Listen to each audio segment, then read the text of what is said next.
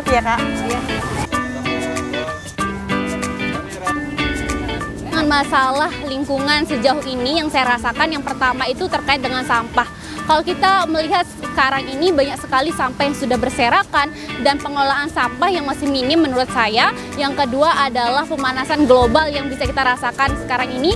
Suhu udara yang sangat panas sampai 34 derajat Celcius itu merupakan masalah yang harus kita segera tangani begitu. Solusi yang kami tawarkan pertama adalah kita memberikan edukasi kepada masyarakat, kepada anak usia dini terutama karena fokus kami yaitu kepada anak-anak untuk lebih peka terhadap lingkungan. Dan yang kedua yang kami lakukan yaitu kami akan membuat sebuah program yaitu 1 juta pohon untuk satu desa. Karena sekarang kita menanam, besok 5-10 tahun baru kita akan menuai hasilnya. Yang ketiga yang kami berikan solusi yaitu pemerintah harus lebih tegas terhadap regulasi terkait dengan isu-isu lingkungan.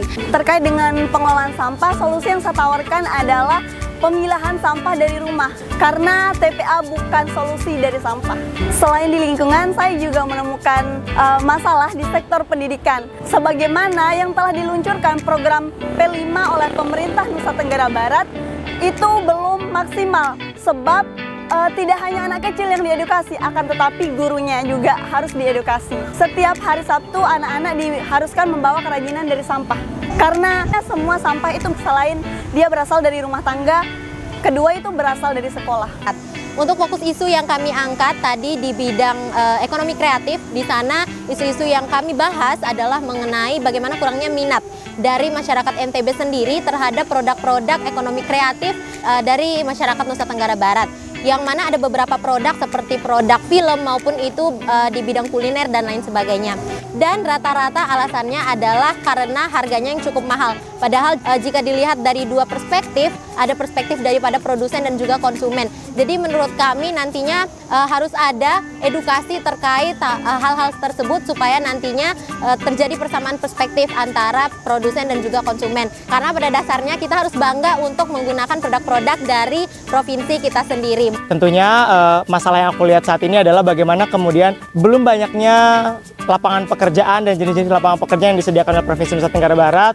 Tentunya terus lebih lagi di bidang digitalisasi, karena seperti yang kita ketahui bahwa sebagai generasi muda, generasi Z, kita perlu banget banyak lapangan pekerjaan di bidang digitalisasi, karena seperti yang kita ketahui 4.0 sekarang akan terus berkembang ke depannya, dan kalau kita sebagai generasi muda tidak meningkatkan kapasitas dan kapabilitas kita sebagai generasi muda yang melek terhadap digitalisasi, tentunya kita tidak akan bisa menghadapi revolusi industri yang akan terus berkembang di tahun ke depannya. Harapannya tentunya Provinsi Nusa Tenggara Barat, khususnya pemerintah dan juga penyedia jasa, memberikan seluas-luasnya lapangan pekerjaan, sebanyak-banyaknya, jenisnya kalau bisa beragam dan terbuka untuk semua generasi Z, untuk semua kemampuan, untuk semua potensi yang ada di Provinsi Nusa Tenggara Barat. Yang pertama itu tentang kemerataan internet.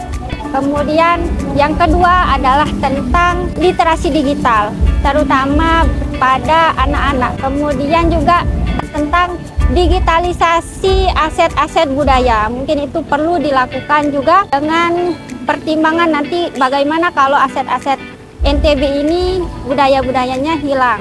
Kami berharap adanya ke depan itu digitalisasi identitas.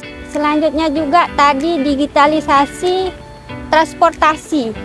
Terlebih sekarang kita tahu bahwa NTB ini pariwisatanya sudah sampai ke desa-desa. Jadi apabila nanti mungkin bisa kerjasama dengan Gojek ataupun platform lainnya yang mungkin ada punya anak NTB, sehingga digitalisasi transportasi itu bisa lebih mudah diakses oleh para wisatawan.